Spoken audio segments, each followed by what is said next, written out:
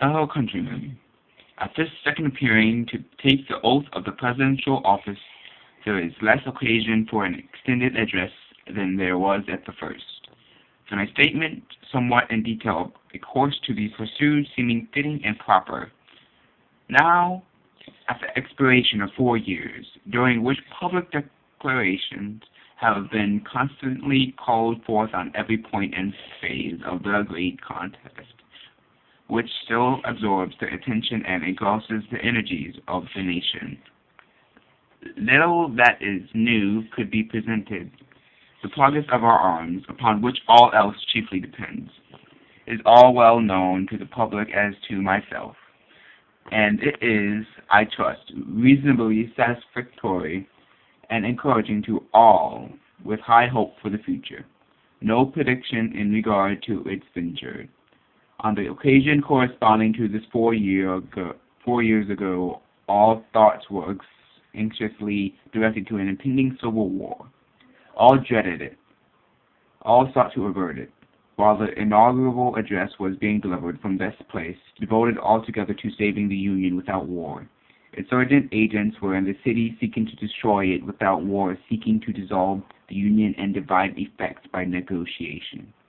Both parties deprecated war, but one of them would make war rather than let the nation survive, and the other would accept war rather than let it perish, and the war came. 1/8 of the whole population were colored slaves, not distributed generally over the Union, but localized in the southern part of it. These slaves constituted a peculiar and powerful interest. All knew that the interest was somehow the cause of the war. To strengthen, perpetuate, and extend this interest was the object for which the insurgents would rend the Union even by war, while the government claimed no right to do more than to restrict the territorial enlargement of it. Neither party expected for the war the magnitude or the duration which it has already attained.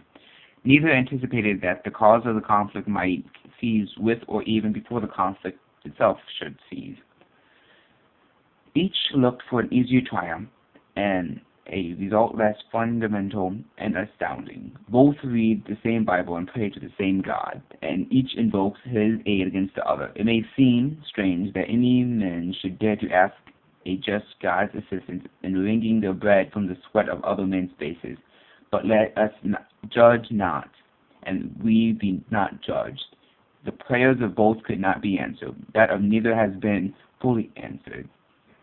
The Almighty has his own purposes. Woe unto the world because of offenses, for it must needs be that offenses come, but woe to the man by whom the offense cometh.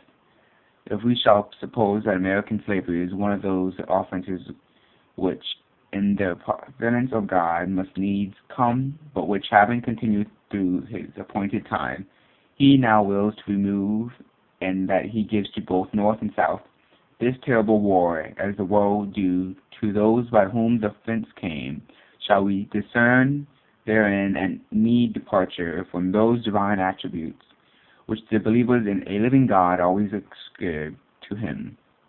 Fondly do we hope, fervently do we pray, that this mighty scourge of war may speedily pass away.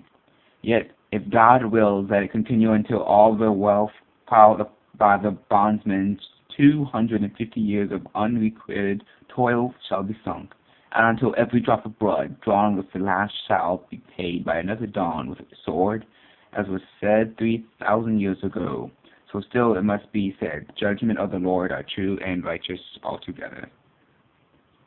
With malice toward none, with charity for all, with firmness in the right as God gives us to see the right, let us strive on to finish the work we are in, to bind up the nation's wounds, to care for him who shall have borne the battle, and for his widow and his orphan, to do all which may achieve and cherish a just and lasting peace among ourselves and with all nations.